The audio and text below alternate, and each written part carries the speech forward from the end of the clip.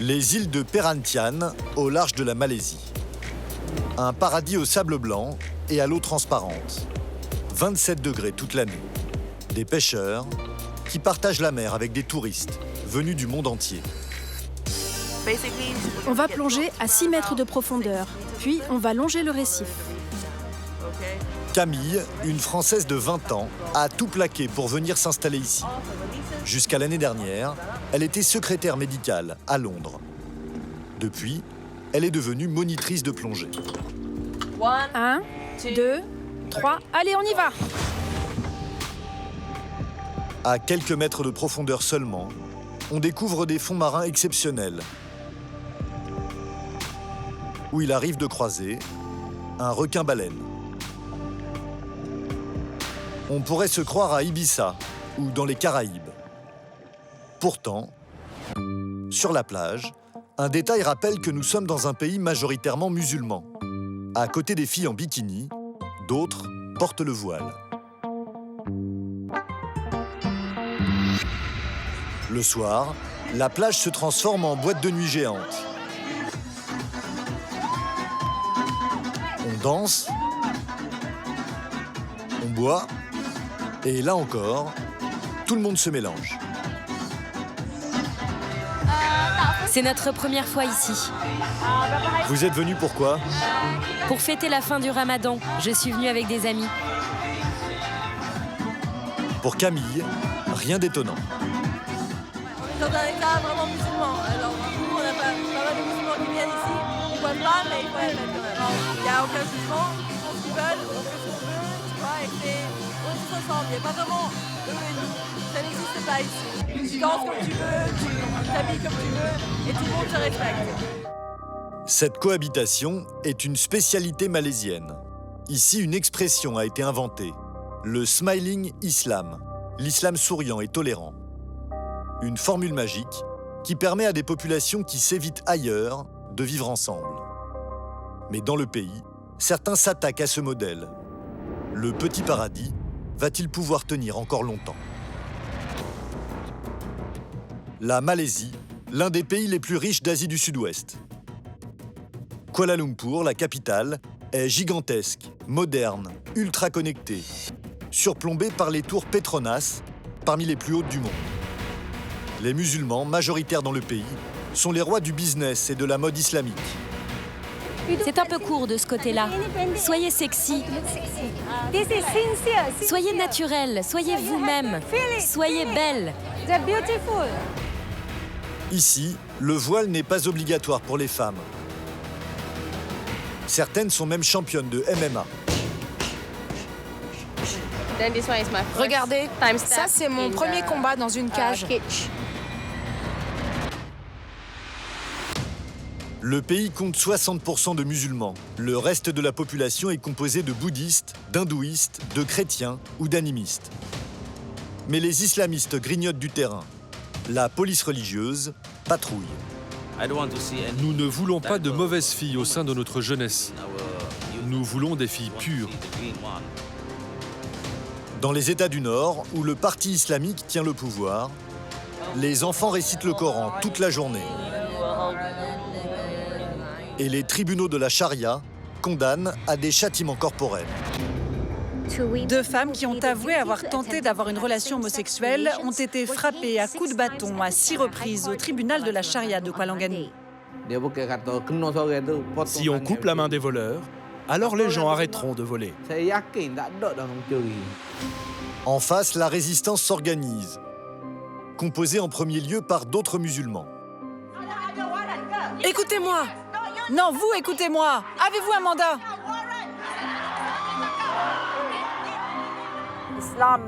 Ici, l'islam est en train de devenir radical. On se transforme en Arabie Saoudite. Mais la poussée islamiste continue. Au fin fond des forêts, on convertit des populations autochtones, coupées de tout.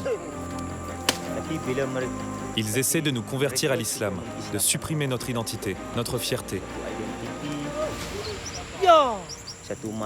Alors que nous vivons ici depuis des centaines d'années. Enquête en Malaisie, un pays de paradoxes, dont la mixité ethnique et religieuse pourrait être en danger. À Kuala Lumpur, la capitale, nous avons rendez-vous avec Dato Seri Vida, une femme musulmane pratiquante et l'une des plus grosses fortunes du pays. Je suis jolie, je suis belle, je suis une reine, même si aujourd'hui je ne porte pas de couronne. Dato est une star en Malaisie. Elle a fait fortune en vendant des crèmes qui éclaircissent la peau, puis des boissons énergisantes. Elle est aujourd'hui multimillionnaire. Son secret, toujours mettre en avant son image. Dato ressemble à son pays. Elle porte le voile, mais assume son côté bling-bling et provocateur. Je suis trop occupée, je n'ai pas le temps de profiter de cette voiture. Je l'ai achetée il y a 3 ans et je ne l'ai conduite que 5 fois peut-être. Je me suis faite toute seule, avec mes 2 mains. J'ai tout fait toute seule. Je suis comme ça. Parfois je suis triste, parfois je suis heureuse. Mais je vais toujours vers l'avant et personne ne peut m'arrêter.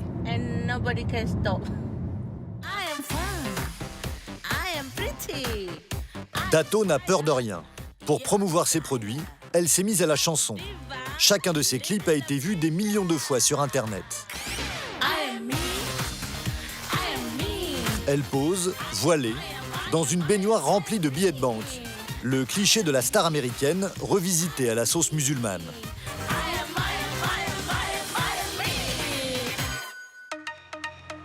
Elle nous invite chez elle.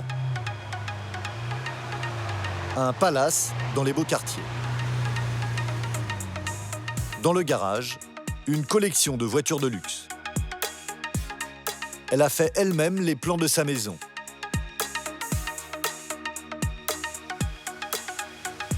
Grande baie vitrée, piscine, mais tout cela dans le respect de la religion. L'eau de cette petite cascade vient de là-haut, de ma petite salle de prière. L'eau coule directement dans la piscine. Résultat, tous les enfants qui jouent dans cette piscine deviennent bons, en bonne santé et bienveillants.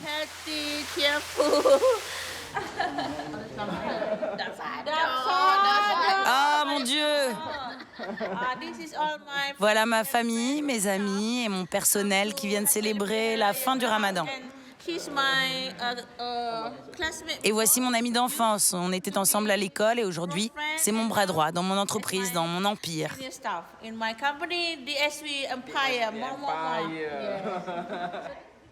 Ce jour-là, on fête la fin du Ramadan. Ses employés et leurs familles viennent recevoir des étrennes, comme le veut la tradition. Les enfants, les femmes et les hommes lui baisent la main. Par coquetterie, Dato refuse que l'on dise son âge. Elle a vécu 3 mariages, 3 divorces, et ici, c'est elle la patronne. Ce ne sont pas les hommes qui décident. Ici, désormais, les hommes ont l'esprit ouvert. Même dans les pays arabes, ils acceptent que les femmes travaillent. Ce n'était pas comme ça avant. Le monde a changé. Tout le monde doit s'ouvrir. Vous aussi, vous devez ouvrir votre esprit. Moi, je suis modérée. Je suis parfois religieuse, parfois pas. Une businesswoman décomplexée qui prépare déjà sans doute son prochain clip. Toujours fantasque et toujours voilée. En Malaisie, elle n'est pas la seule. Ici, la religion n'empêche pas de faire des affaires. Le pays, par exemple, est le numéro 1 de la finance islamique, des banques qui garantissent la pureté religieuse de leurs investissements. C'est aussi l'une des destinations favorites du tourisme halal. Des millions de musulmans venus du monde entier profitent d'hôtels luxueux, avec piscine ouverte au maillot et au niqab.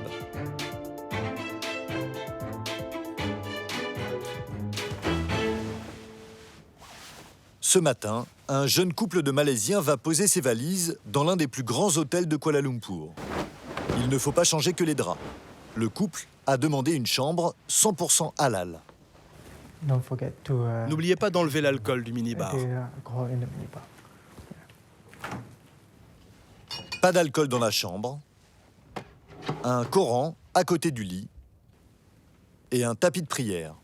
Et ici, on a la direction de la Mecque pour nos clients musulmans. Comme ça, ils savent vers où prier. Par ici, s'il vous plaît. Le couple vient d'apprendre que leur premier bébé va être un garçon. Ils sont venus fêter la nouvelle à la capitale. Il faut ouvrir comme ça, avec la clé. Jolie chambre. Le Coran que vous avez demandé est dans le tiroir.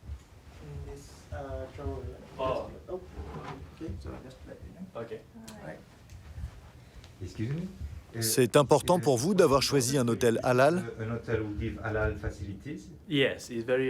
Oui, c'est très important, surtout pour ma femme. La nourriture et toutes les choses halal sont très importantes pour nous. D'autant plus qu'on attend un bébé.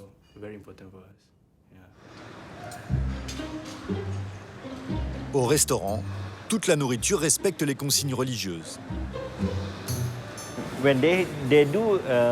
Pour avoir l'agrément halal, nous n'avons pas le droit d'avoir de l'alcool ou n'importe quel produit non halal dans tout l'étage.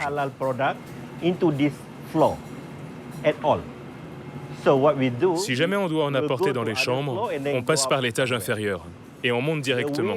Aucun produit non halal ne doit passer par ici.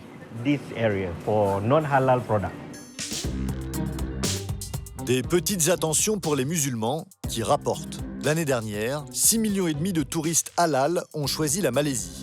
Un pactole de 5 milliards d'euros. Le pays accueille également les plus grands créateurs de haute couture islamique.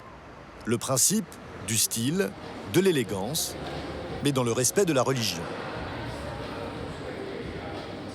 Ce soir a lieu le Asian Islamic Fashion Show. L'un des défilés de mode les plus prestigieux du continent. Soraya Isos est une créatrice spécialisée dans la mode musulmane. Ses vêtements s'exportent partout dans le monde. Où se trouve la salle de maquillage? En haut. C'est là que se trouvent les mannequins? Oui. Elle s'apprête à présenter sa nouvelle collection. Bonjour. Ici, les mannequins sont fournis par l'organisation. Bonjour. Il me faut des mannequins avec la taille fine, bien fine. Il faut bien les choisir avant le défilé. Quel est son tour de taille? 35. Vous n'avez pas de ventre. Ok, ça devrait aller. Merci. Le problème en Malaisie, c'est que beaucoup de mannequins ont les hanches trop larges. Et là, on a besoin de femmes avec des hanches fines. Donc on choisit plutôt des Chinoises. Elles sont fines. Contrairement à ce qu'on pourrait imaginer, le physique des mannequins est primordial, mode islamique ou pas. Soraya Isos marche sur un fil. Il faut respecter la religion tout en rendant ces modèles désirables. Voilà notre nouvelle gamme de turbans et aussi des boucles d'oreilles pour être sexy. À la fin du défilé, il faut adapter vos mouvements à la musique. Si on voulait respecter l'islam à 100%, on devrait suivre les règles de la charia. Mais alors, il faudrait des tenues amples et que le cou soit toujours couvert. Nous, on préfère des tenues juste pudiques. C'est une version moderne de l'islam. Le défilé a lieu dans un hôtel de luxe de Kuala Lumpur. Dans la salle, des acheteurs venus des 4 coins du monde. Si ces nouveaux turbans ont du succès, Soraya Isos peut espérer gagner gros. Bonsoir à tous. Le défilé commence avec les collections de 7 autres créateurs. Des voiles, mais colorés. Des tenues cintrées, parfois fantaisistes. Des hommes et des femmes côte à côte dans le public. Cela ressemble plus à un défilé classique qu'à un rassemblement religieux. Couvrez bien vos cheveux avec vos voiles. Dans les coulisses, Soraya Isos règle les derniers détails avant son passage. C'est pas bien équilibré, c'est trop court de ce côté. Soyez vous-même, soyez naturel, soyez belle. C'est au tour de Soraya Isos. Pas de voile, mais des turbans. Des robes près du corps et des accessoires. Gros succès. C'était la collection de Soraya Isos.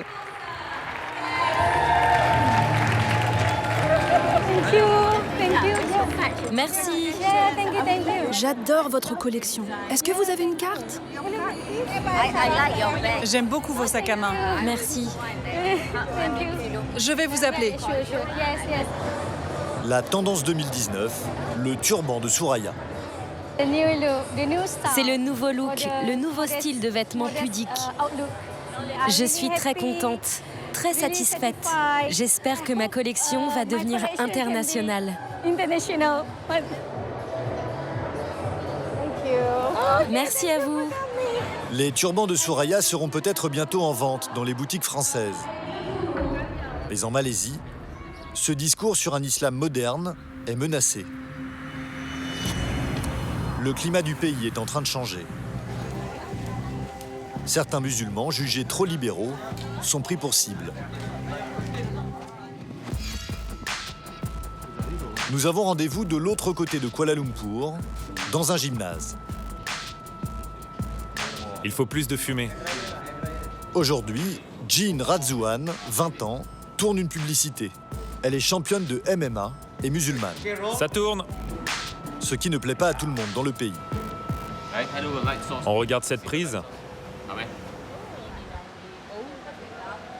Son sport est interdit en France, jugé trop violent. Ça, c'était mon deuxième combat professionnel, mais le premier en première division. C'est la première fois que je combattais dans une cage. Ce jour-là, j'aurais dû faire mieux, mais je serai plus forte à l'avenir.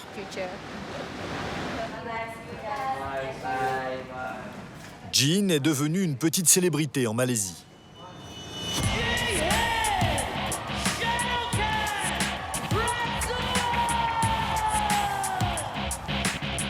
Médaille de bronze aux Jeux asiatiques, invaincue depuis ses débuts professionnels il y a 1 an. Sur le ring, ici en short rouge, c'est une teigne qui n'a peur de rien.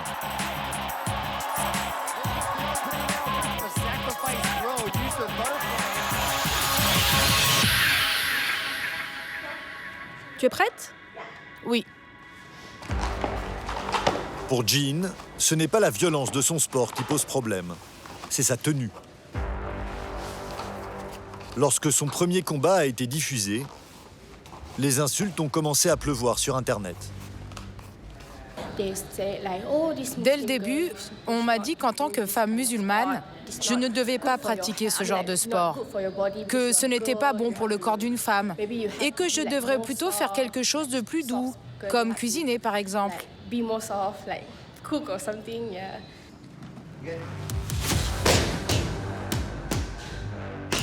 Ses succès sportifs n'ont rien changé.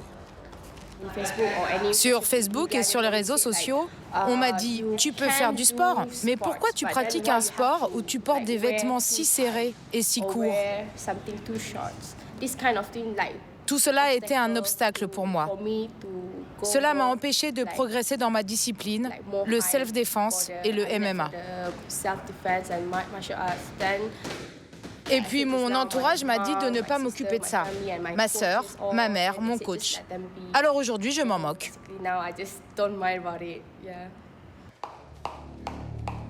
Le problème, c'est que la menace ne vient pas que des réseaux sociaux.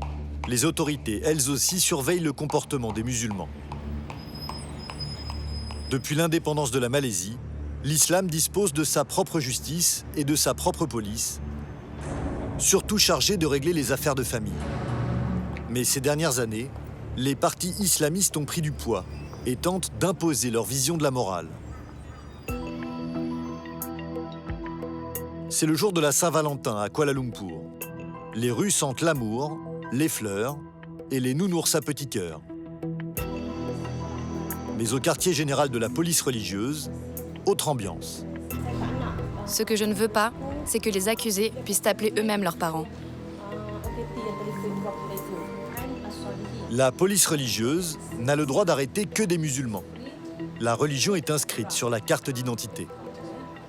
Un musulman surpris en train de boire de l'alcool, de manger pendant le ramadan, ou avec une femme qui n'est pas la sienne, peut être arrêté et condamné à de la prison par un tribunal islamique. Les non-musulmans, eux, ne risquent rien. Ce soir, la police religieuse va chasser les couples non mariés à qui la Saint-Valentin donnerait des idées impures. 60 hommes et femmes sont répartis en petits groupes. Dans un parc où les amoureux ont leurs habitudes, ils croient apercevoir une femme sortant d'une voiture. Vous êtes mari et femme? Non. Allez, rentrez chez vous. Hey, c'était toi dans la voiture? Pourquoi? Je veux juste vous poser des questions. Vous êtes avec qui? Je suis juste avec des amis. On se promène. Les policiers ont un soupçon, mais aucune preuve contre la jeune femme. C'était qui dans la voiture? Allez, rentrez chez vous. Qu'est-ce qu'elle a fait de mal? Cette fille s'est mal comportée dans un lieu public. Elle a fumé dans un lieu public. Pour une fille, ce n'est pas honorable de fumer devant des gens. Prochaine étape, un petit hôtel du quartier.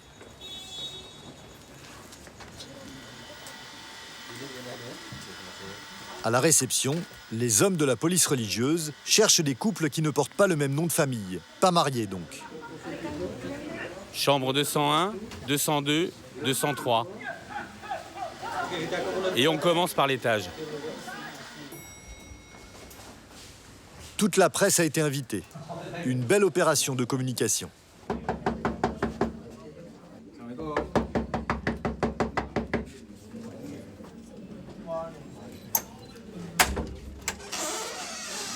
Bonsoir monsieur, nous sommes de la police religieuse. Nous venons faire des vérifications. D'accord. Vous êtes combien? Vous êtes seul? Oui, seul. Mais il n'y a personne d'autre? Ok, merci.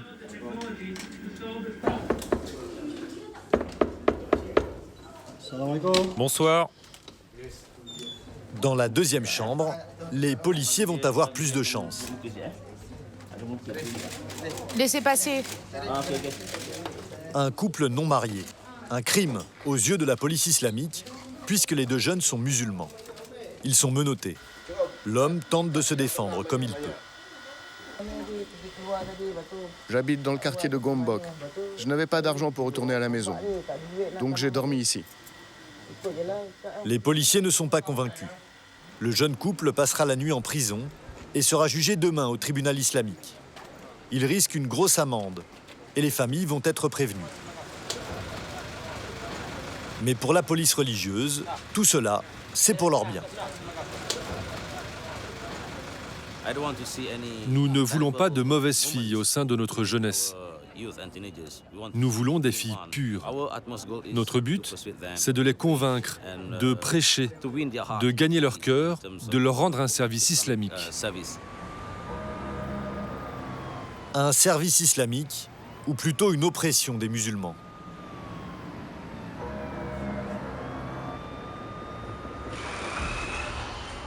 Il y a quelques mois, un grand spectacle de travestis est organisé par une association LGBT à Kuala Lumpur.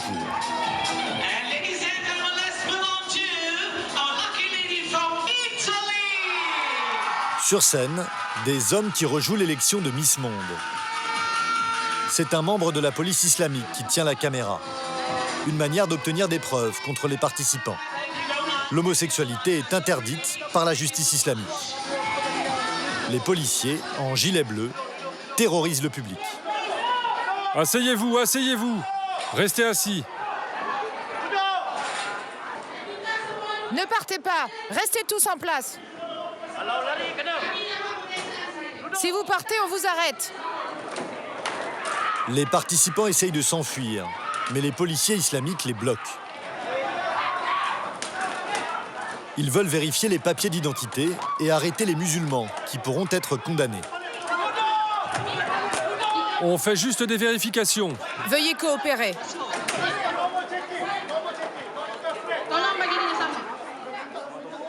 Une femme s'interpose. Je suis avocate. Avez-vous un mandat? Avez-vous un mandat? Écoutez-moi. Non, vous écoutez-moi. Avez-vous un mandat?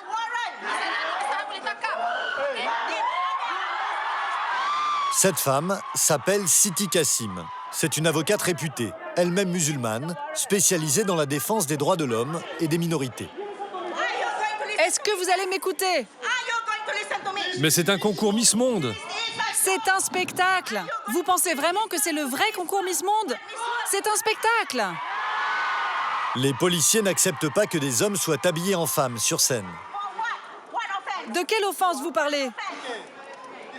C'est une offense en vertu de l'article 80. C'est un concours Miss Monde. Oh mon Dieu, un concours Miss Monde. Mais on fait semblant. Ce n'est pas Miss Monde, c'est juste un spectacle. Les policiers mettent fin à la soirée. Mais les cris de l'avocate finissent par les faire fuir. Ils n'arrêtent personne. Ne me poussez pas, c'est compris? Sauf elle, pour l'interroger à leur quartier général.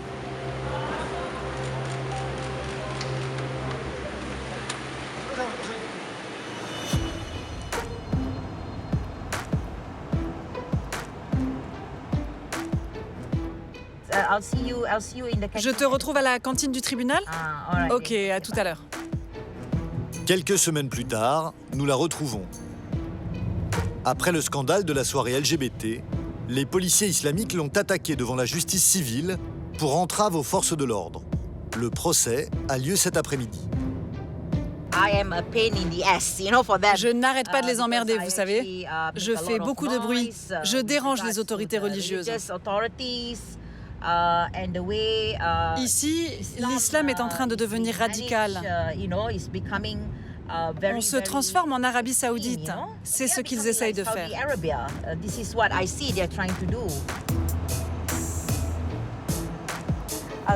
Je vais donner une touche de couleur à ce tribunal. Siti Kassim risque 3 ans de prison et une interdiction d'exercer son métier d'avocate. Mais elle reste souriante et surtout provocante. On s'assoit ici et on peut fumer illégalement. Pour se défendre contre la police islamique, elle a dû prendre elle-même une avocate. Surprise à son arrivée, c'est une femme voilée.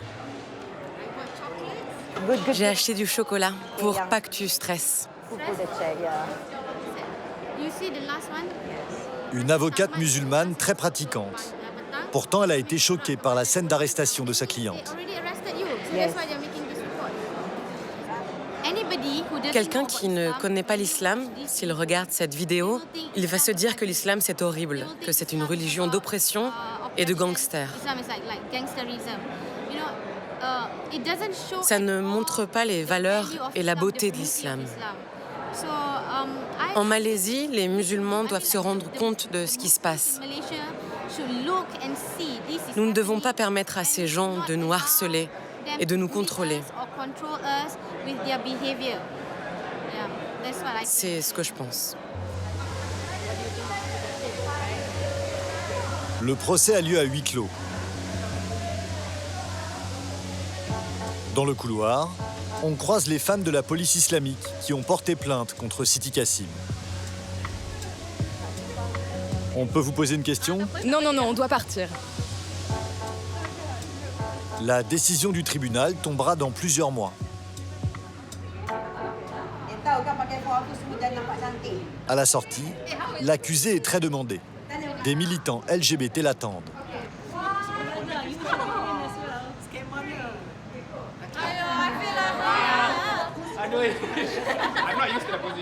Il y a aussi d'autres soutiens, plus surprenants. Oh, tu es venu. I know. Let's go and have a drink. Tu as l'air d'une diva. C'est mon amie. Elle vient de très loin. C'est comme ma sœur. C'est une femme très musulmane et qui se bat pour les droits des femmes. C'est elle, ma source d'inspiration. Une belle illustration de ce qu'est également la Malaisie.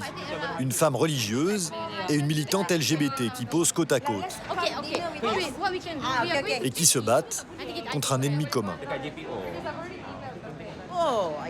Je n'ose pas imaginer ce que deviendra ce pays si ces gens, ceux contre qui on se bat, prennent le pouvoir. Mon Dieu, plus personne ne voudra rester en Malaisie. Le combat de l'avocate est loin d'être terminé. Ses ennemis ont déjà pris le pouvoir, ailleurs dans le pays, et y imposent leurs lois. Nous partons vers le nord. Dans les États du Terengganu et du Kelantan. Ils ont leur propre gouvernement. Et ce sont les islamistes qui sont au pouvoir. La corruption du gouvernement central les renforce, élection après élection. Autre ambiance. Les hommes portent des tenues traditionnelles. Les femmes sont toutes voilées. Même les petites filles. Ici, 90% de la population est musulmane.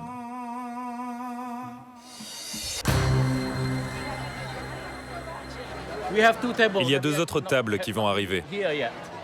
Aujourd'hui, Mohamed Fazli, le ministre du culte, reçoit. Ce sont mes fidèles, ceux qui ont voté pour moi lors des dernières élections. On fête la fin du Ramadan. 2000 personnes sont invitées. Ça, c'est juste de l'argent. C'est pour les enfants. Monsieur le ministre est généreux. 1 billet par enfant. Mais dans 2 files différentes. Il y a les filles d'un côté et les garçons de l'autre? Oui, c'est plus facile. Ils sont trop nombreux. En réalité, une séparation stricte entre garçons et filles, même très jeunes. Si le ministre a l'air si heureux, ce n'est pas seulement parce que c'est un jour de fête. Il y a 1 mois et demi, le Parti islamique de Malaisie, dont il est l'un des dirigeants, a réalisé un score historique aux élections. Voilà notre drapeau. Le vert symbolise l'islam parce que nous sommes le parti islamique. Nos militants ont tout décoré. Ils ont fabriqué un canon là-bas et un tank. C'est pour symboliser notre puissance.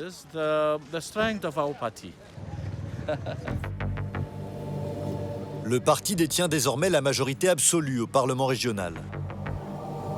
Auparavant, il partageait le pouvoir avec d'autres mouvements politiques.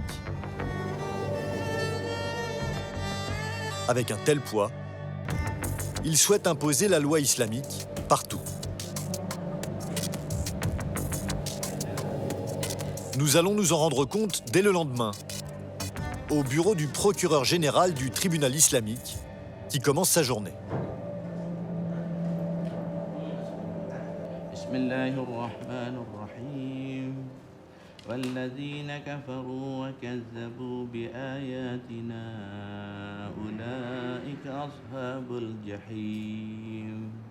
On lit le Coran tous les jours. En général, ça dure 15 minutes. Mais une fois par semaine, on le lit pendant 40 minutes.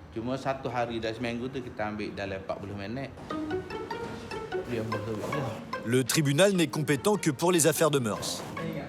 L'obsession du procureur, savoir qui couche avec qui et si c'est compatible avec l'islam. Là, ce sont des affaires de couple illégitimes. Des divorces sans autorisation, des mariages sans autorisation et encore des mariages sans autorisation. Les coupables sont condamnés à des amendes ou à des peines de prison de 3 ans maximum. Mais le parti islamique souhaite aller bien plus loin. De simples amendes, ça ne fait pas assez peur. Il faudrait que l'on applique la charia complètement. Pour l'adultère, par exemple, nous ne souhaitons pas lapider tout le monde. Mais si quelqu'un recevait ce châtiment, si Dieu le veut, les autres ne se rendraient plus coupables de ce crime. Vous comprenez? De la même manière, si on coupait la main des voleurs, moi je suis sûr que plus personne ne volerait. Un rêve du procureur qui pourrait bien devenir une réalité. Au début du mois de septembre, dans l'état voisin du Terengganu, lui aussi dirigé par le parti islamique, un événement a fait la une de la presse. 2 femmes qui ont avoué avoir tenté d'avoir une relation homosexuelle ont été frappées à coups de bâton à 6 reprises au tribunal de la charia de Kuala Lumpur. Théoriquement, les tribunaux de la charia ont le droit de condamner à des châtiments corporels, mais ces peines sont rarissimes. Depuis leur poussée aux dernières élections, les islamistes semblent vouloir en faire usage plus souvent. Les 2 femmes sont isolées dans la salle du tribunal, à l'abri des regards, et surtout des caméras. Il n'existe pas d'image de ces châtiments corporels. Seule une photo d'une démonstration faite par des gardiennes de prison qui donnent les coups. Les règles sont précises. Les femmes frappées doivent être assises sur un tabouret. Elles peuvent garder leurs vêtements. 6 minutes plus tard, les 2 femmes qui viennent d'être battues sortent de la salle, cachées derrière leur voile. Après la sentence, les responsables du tribunal islamique tiennent une conférence de presse, visiblement satisfaits. Ce qui est important, c'est que ce châtiment serve de leçon à toute la société. Pour le million d'habitants de l'État, mais aussi pour tous les autres Malaisiens, afin qu'ils prennent conscience que ce crime ne doit plus être commis. Les 2 États du Nord, dirigés par le parti islamique, ont officiellement demandé au gouvernement central d'étendre la compétence des tribunaux de la charia et que le châtiment corporel devienne une norme. Le parti veut réformer la justice, mais aussi l'éducation. Prochaine étape, modeler le cerveau des enfants.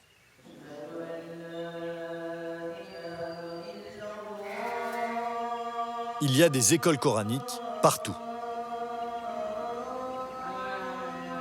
Nous sommes à la Tafiq School de Pasir Mas, une institution privée qui accueille plusieurs dizaines de garçons qui dorment sur place. Le parti islamique a encouragé des centaines d'écoles comme celle-ci à ouvrir dans l'État. Dans le dortoir, un drapeau du parti. Pas un hasard. La journée des enfants tourne essentiellement autour de la religion. Là, on a malais, éducation islamique, maths, grammaire, histoire, éducation islamique, religion, éducation islamique, maths, éducation islamique. Quelle est ta matière préférée? Éducation islamique. Tu veux faire quoi plus tard? Professeur de religion.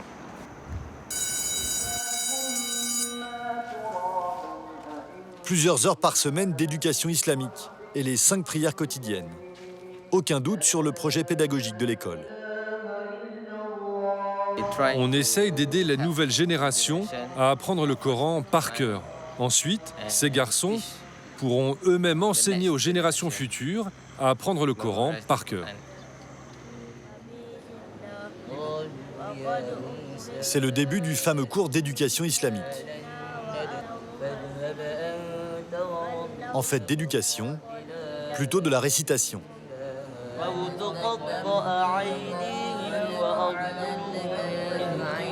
Les élèves doivent apprendre le Coran par cœur, plusieurs heures par jour. L'objectif doit être atteint en 3 ans. Tu comprends ce que tu lis? Non. Et toi, quand tu lis, tu comprends?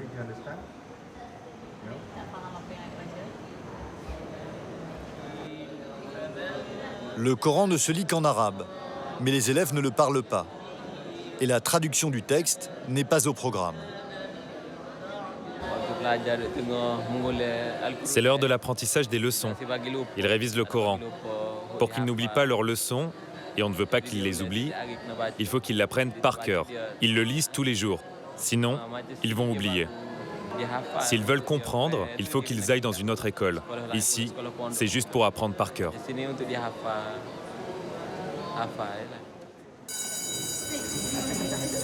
Des enfants formatés. Et l'objectif est le même avec ceux qui ne sont pas musulmans. Dans l'État, de plus en plus sont poussés à se convertir dans les écoles. Une politique à l'origine de l'un des faits divers les plus marquants de l'histoire du pays. À l'été 2015, un groupe d'élèves de cette école publique a fugué, usés par les mauvais traitements et l'islamisation forcée. Ils se sont enfuis dans la forêt, malgré les risques. Nous retrouvons Siti Kassim, l'avocate qui combat les islamistes. C'est elle qui défend les familles des enfants. Voici l'école d'où sont partis les enfants de primaire qui ont disparu. C'était il y a 3 ans. 7 ont disparu dans la jungle. 5 sont morts et 2 ont survécu miraculeusement.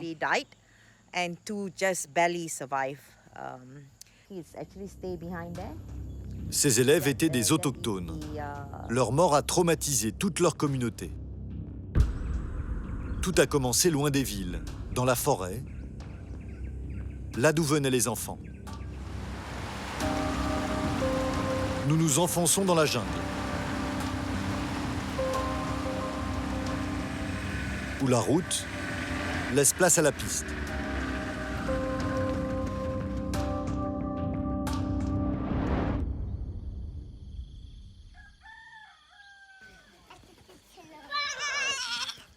C'est ici que vivent les autochtones, la population d'origine de la Malaisie. On les appelle les Orang Asli. Ils représentent 2% de la population. Ils sont animistes et sont les plus pauvres et les plus isolés du pays.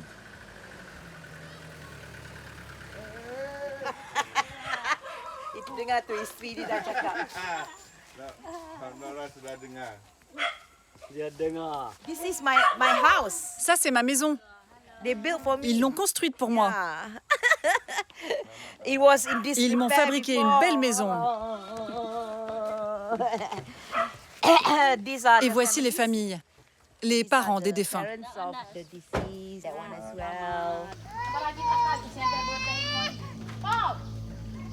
Mida Binti Anga avait inscrit 2 de ses enfants de 10 et 8 ans à l'école publique, à la lisière de la forêt.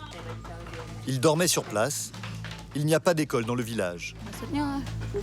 Là-bas, ils étaient frappés, insultés. Et leurs professeurs les obligeaient à respecter l'islam, eux qui n'avaient rien à voir avec cette religion. C'est pour cette raison qu'avec 5 autres élèves autochtones, ils se sont enfuis à pied pour rejoindre leur famille. Le village est à 40 km de l'école. Voici Nourine, la grande sœur, son petit frère de 8 ans, Juvina, 7 ans, Ika, 9 ans, et Linda, 8 ans. Ça s'est passé le 23 août 2015. Mes enfants Nourine et Aikal étaient au dortoir de l'école et moi j'étais ici. Je pensais qu'ils étaient encore au dortoir.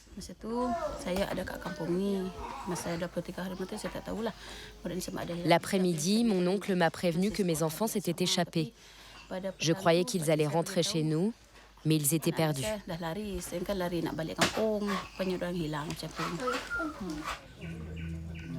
Pendant 48 jours, les familles les ont recherchés, sans succès, et sans aucune aide des autorités. Et puis, 2 enfants sur les 7 sont revenus. 2 petites filles mourantes qui s'étaient nourries de feuilles et d'eau de la rivière. Nourine, la fille de Mida Binti Anga, à gauche sur la photo, a survécu. Pas son petit frère, ni les 4 autres enfants. Nourine les a vus mourir de faim, un par un. Aujourd'hui, la petite fille, traumatisée, vit chez sa tante, à l'écart. Noreen ne va plus à l'école aujourd'hui. Elle reste juste comme ça. Elle ne peut pas voir d'étrangers. Les parents ont appris plus tard ce que leurs enfants fuyaient, les mauvais traitements et l'islamisation forcée. Depuis, le village a construit sa propre école. Les jeunes ne veulent plus sortir de leur forêt. Qu'est-ce qu'ils vous apprennent à l'école? On nous apprend à lire l'arabe.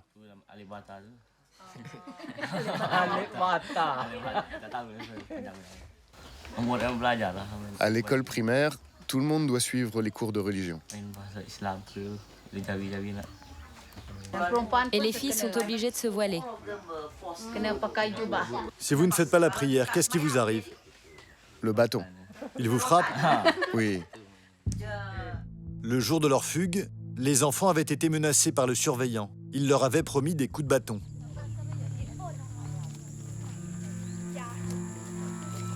Les parents des victimes nous emmènent à l'extérieur du village.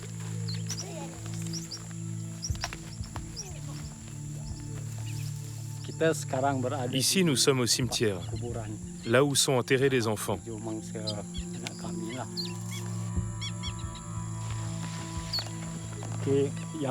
Il y a Juvina, fille de David. À côté, il y a Ika, ma fille. Là, Aikal, fille de Mida. Et enfin Lina, la fille de Rosely.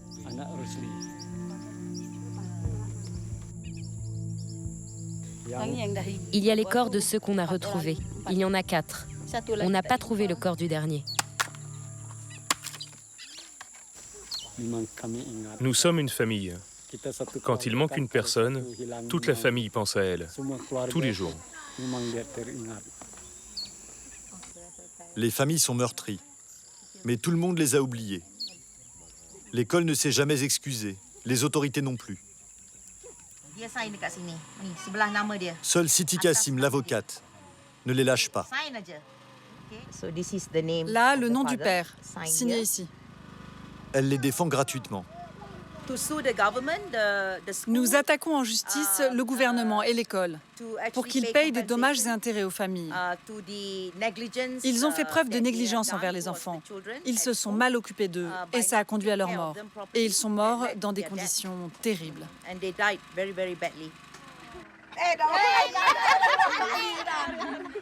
Malgré le drame, la politique de conversion des autochtones ne s'est pas arrêtée. Au contraire.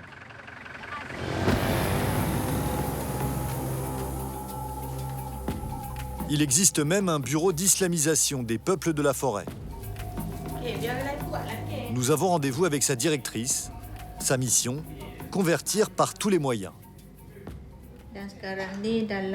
Aujourd'hui, il y a environ 15% des autochtones qui se sont convertis à l'islam. Le but que nous a donné notre directeur est d'arriver à 100% d'autochtones convertis dans 3 ans. Pour arriver à 100%, aucune limite, tous les moyens sont bons. Là, c'est la rivière.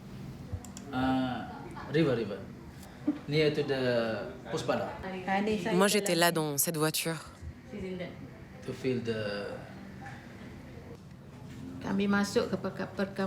Nous entrons dans les villages des autochtones, on les rencontre, on visite, on ramène de la nourriture, de l'argent et du matériel. Si on arrive les mains vides, les autochtones nous ignorent.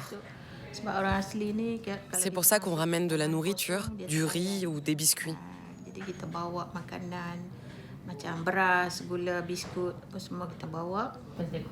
Mais les autochtones payent cher les biscuits et les bols de riz. Ceux qui deviennent musulmans sont automatiquement soumis à la loi islamique. Quand ils sont convertis, quand ils font leur profession de foi, ils doivent prendre leurs responsabilités en tant que musulmans. Faire attention à leur comportement. Ils doivent pratiquer la prière, faire le jeûne et suivre les règles de l'islam. Convertir tout le monde. Personne ne doit leur échapper. Nous retournons dans la forêt, mais beaucoup plus loin, dans des zones perdues, quasiment inaccessibles. Là, vivent des tribus d'autochtones coupées du monde moderne. Pas de route, pas d'électricité, pas d'eau courante. Eux aussi sont la cible du bureau d'islamisation.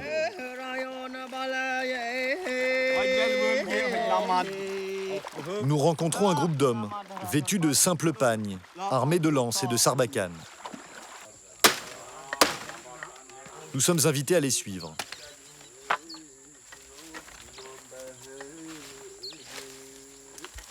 Certaines de ces tribus vivent sur le territoire depuis 7000 ans. Elles croient aux esprits de la forêt, bien loin des religions monothéistes. Ce sont des chasseurs-cueilleurs qui sont chez eux dans la jungle.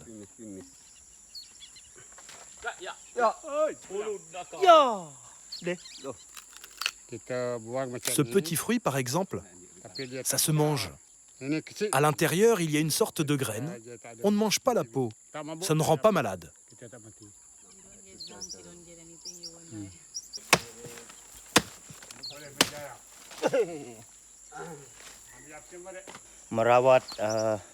Ça, c'est pour soigner les diarrhées et pour donner de l'énergie.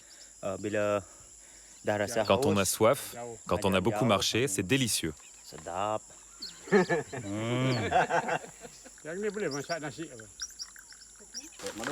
Les missionnaires du parti islamique sont venus jusqu'ici et ont osé leur expliquer que leur mode de vie, millénaire, était impudique. Ils nous ont dit qu'ils n'aimaient pas qu'on expose certaines parties de nos corps. Mais c'est notre mode de vie, c'est notre identité. C'est notre tradition de porter ce genre de vêtements. Je n'ai pas honte. La seule chose qui est interdite par nos ancêtres, c'est de tuer d'autres êtres humains. Mais malgré les réticences, les conversions se multiplient. Difficile de résister aux cadeaux des hommes du bureau d'islamisation. Ils essaient de nous convertir à l'islam, de supprimer notre identité, notre fierté, alors que nous vivons ici depuis des centaines d'années.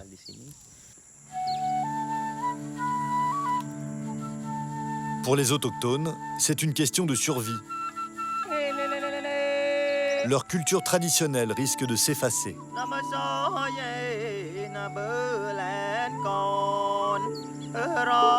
Ailleurs, l'enjeu est le même. Une partie de la population va-t-elle imposer sa loi à l'autre et mettre à mal le modèle malais, un pays cosmopolite, ouvert et métissé.